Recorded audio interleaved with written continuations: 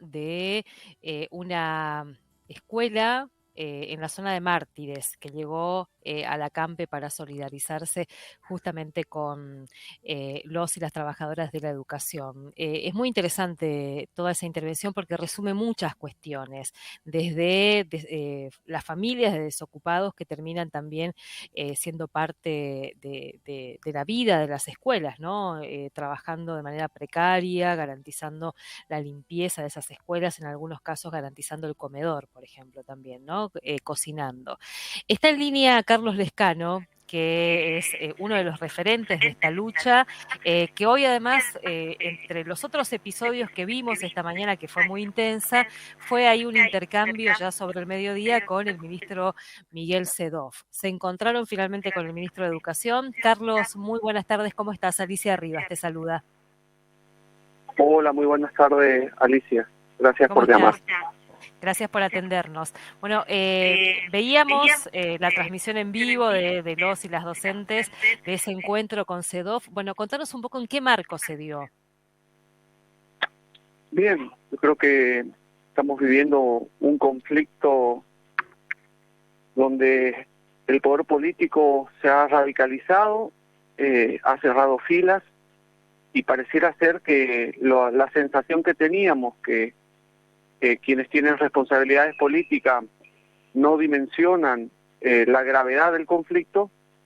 Yo creo que hoy quedó muy evidente, luego de una intervención que hicimos en el ministerio con un grupo de compañeros, ya no sabiendo más qué hacer para poder encontrar ese camino que nos lleve a una mesa técnica de discusión salarial. Entramos al ministerio y bueno, llegamos hasta el tercer piso, donde está el despacho del señor ministro.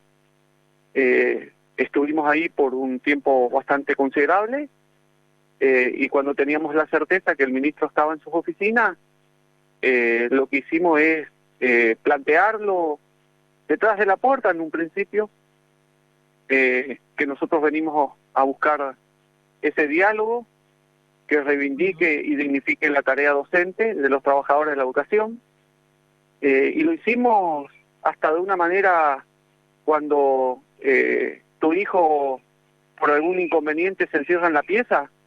Ese fue el cuadro. Teníamos a un ministro acuartelado por decisión propia, porque no estaba prohibida la entrada y salida, y no quería dar la cara. Así que bueno, le dijimos que no somos violentos, que solamente queremos buscar ese canal que puedan caminar.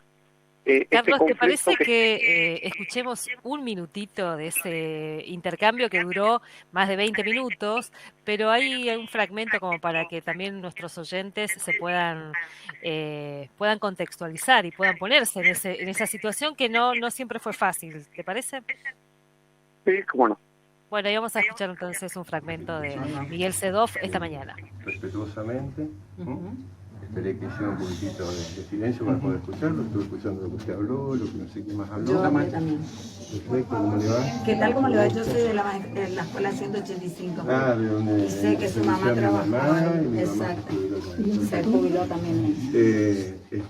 Escucho todo lo que ustedes presentan, igual que los otros representantes gremiales, y se los paso al gobernador como corresponde. Necesitamos encauzar esto porque esto está escalando a niveles que nadie quiere. Me imagino que ustedes tampoco. Ustedes tienen responsabilidades políticas, nosotros también tenemos responsabilidades. Exactamente, entonces a mí me gustaría que tengamos todos una muestra de madurez y de responsabilidad política. Claro, cuando te tocan el bolsillo, la responsabilidad la tiene usted, ministro, porque ustedes son funcionarios. Bueno, ahí un fragmento de lo que se escuchaba, son 20 minutos aproximadamente. Carlos, parecía un espectador Sedov de este conflicto, no alguien parte del conflicto, o con responsabilidades, digamos, ¿no?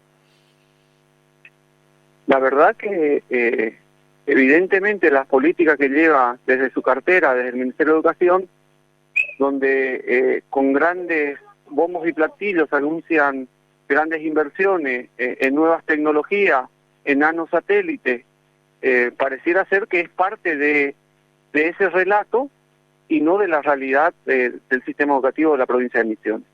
La verdad que, y lo digo con mucho respeto, porque me parece que hacia donde redireccionan las partidas presupuestarias que ingresan en la provincia, por ejemplo, con fines específicos como la ley 26075, en los cuales cada día hábil Misiones está recibiendo 102 millones de pesos, y en lo que va del mes de marzo más de 2.000 millones, nosotros queremos saber dónde va ese dinero.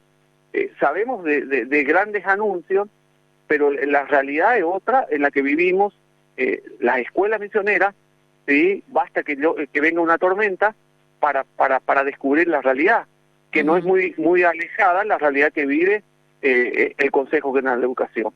Porque la verdad que estos días que estuvimos acá, cuando tuvimos mal tiempo, llovía más adentro que afuera, y con malísimas condiciones, falta de mantenimiento.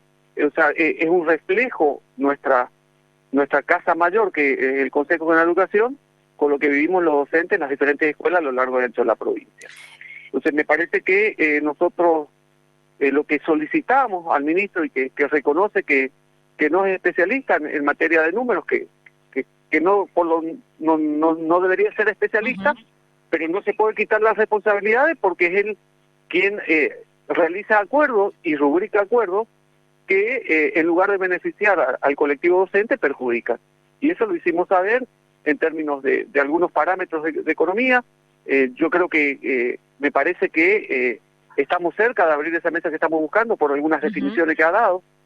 Entre ellos, plantea que la situación económica de febrero era muy distinta a la que estamos viviendo ahora. A lo cual yo le digo, a ver, señor ministro, ¿ustedes no leyeron las expectativas inflacionarias del REN, que depende del Banco Central de la República Argentina? Era 55.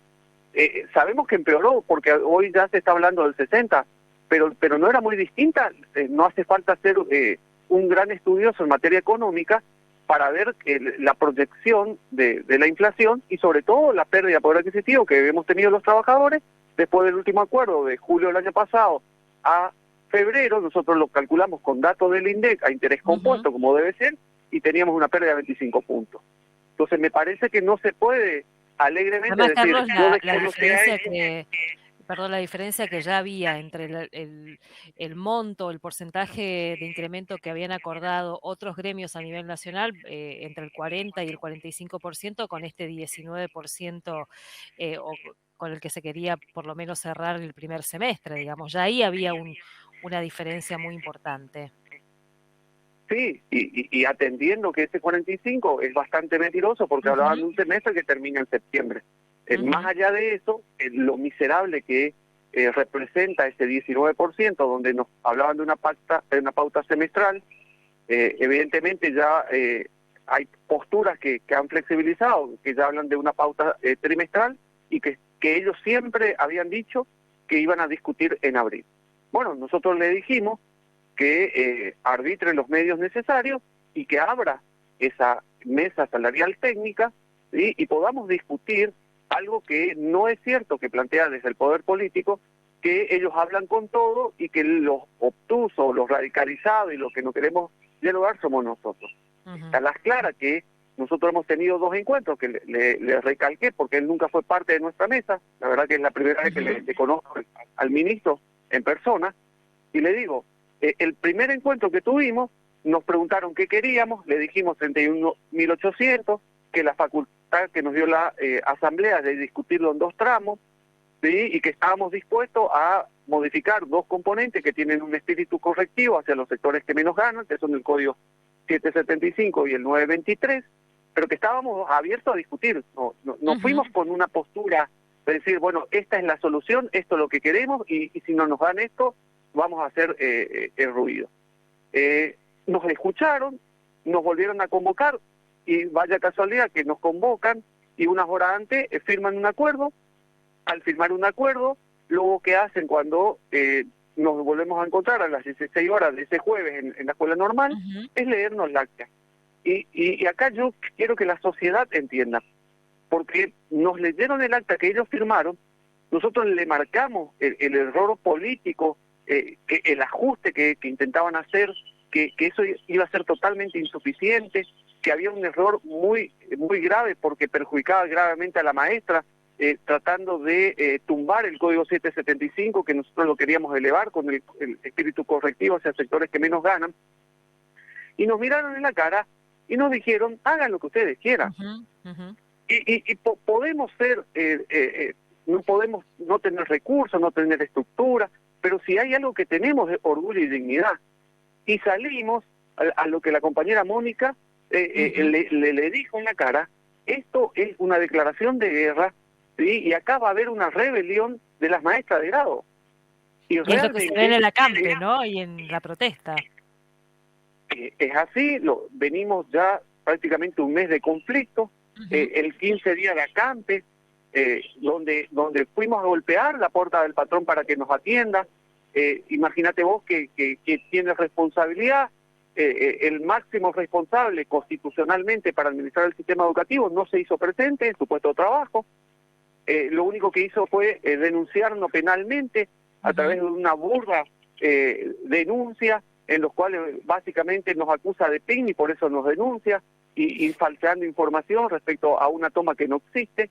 Pero bueno, si ellos piensan que judicializando, hoy tenemos otro elemento que va a ser algo que va a elevar la temperatura del conflicto, que tiene que ver con algunos descuentos que comenzaron a aparecer de manera salvaje, eso también con una enorme responsabilidad que se tendrán que hacer cargo los directores porque enviaron lista con apellidos y nombres, en los cuales nosotros haremos las presentaciones que correspondan. ¿Ya tienen acceso a los recibos de sueldo? ¿Ya se pueden ver esos descuentos? Se comenzó a tener acceso a partir de estas horas, y la verdad que también con un hecho muy triste y lamentable, una compañera que estuvo varios días acá con nosotros, lastimosamente con una secuela de COVID, una descompensación, y nos acaban de informar que ha fallecido. Así que imagínate que el ánimo no es lo mejor. La verdad que una congoja y un dolor en el pecho que tenemos, pero esto es una exclusiva responsabilidad que tiene aquellos que tienen responsabilidad política. Carlos, que el ministro nos reconozca les dijo Carlos, Sedov les dijo que se iba a entrevistar con el gobernador para intentar reabrir esa mesa de diálogo, o es un poco lo que se pretende.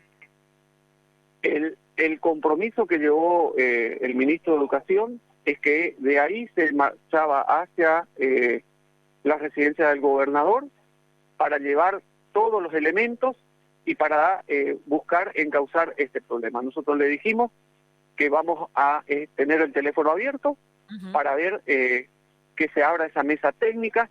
Nos dijo que el que nos va a convocar es Galarza, y dijo que ellos preveían abrir la mesa en abril y que las condiciones económicas actuales son muy distintas a febrero.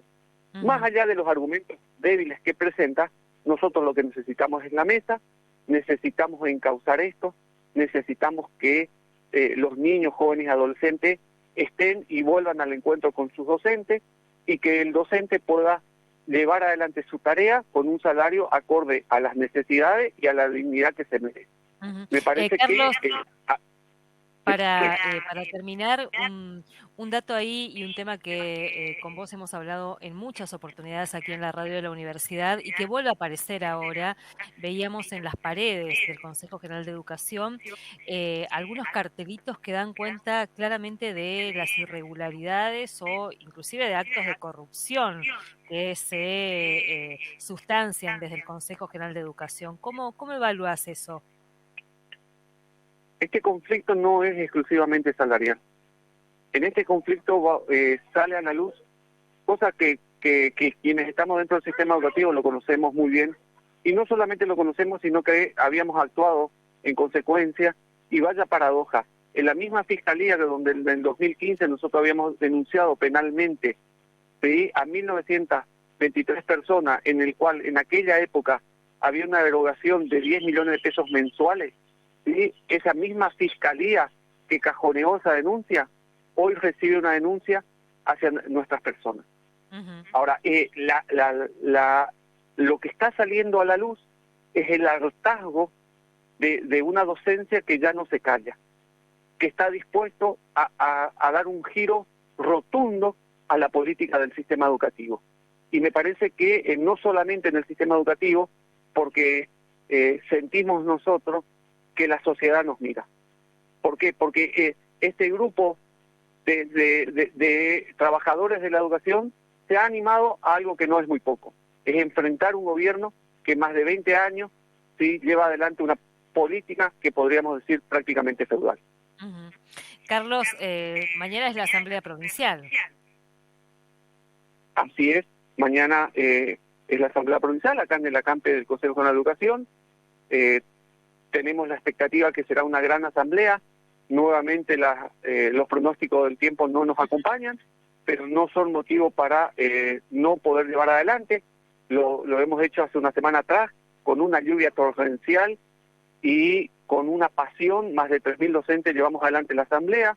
Yo creo que vamos a tener un escenario similar o aún mejor en cuanto a la convocatoria para el día de mañana, y le dijimos al señor ministro que sepa que si hay una voluntad política, porque nosotros creemos que acá pasa por una cuestión de voluntad política y de soltar la mano a los aliados que continuamente aplican políticas de ajuste, de que si hay una real oferta de una apertura de una mesa salarial técnica con día, horario, sin extorsión y con la voluntad de resolver este conflicto, lo ideal es que aparezca antes de esa asamblea para que podamos bajar y de manera democrática, a través de la democracia directa, los colegas puedan decidir o no si aceptamos en el marco de las condiciones que establezca el poder. Así que me parece que estaremos esperando y estamos esperando, y ojalá que esto se pueda encaminar por el bien de todos, porque la verdad que estar en un estado de conflicto prácticamente un mes nos hace un desgaste tremendo en lo emocional, en la salud, en lo económico. La verdad que abandonar la familia para estar en lugares para tratar de sostener la dignidad docente es un esfuerzo tremendo. Acá se han puesto, digamos, al hombro muchísimas maestras. Hay maestras que hace 15 días no han vuelto a sus casas, ¿sí? Entonces me parece que necesitamos de manera urgente, sabes bien que en diferentes puntos de la provincia hay situaciones que se están volviendo al límite, pero vuelvo a insistir, me parece que quienes tienen la responsabilidad de conducir a un proceso de pacificación y de encaminar y dar respuesta a esto que en algún momento decían que éramos 200, ya no pueden ocultar el sol con la mano. Gracias, Carlos. Hasta luego. Gracias a vos, Alicia, y que tengas buenas tardes. Buenas tardes. Ahí hablábamos con Carlos Lescano, que es un referente de los y las trabajadoras de educación, uno de los tantos referentes en este conflicto, y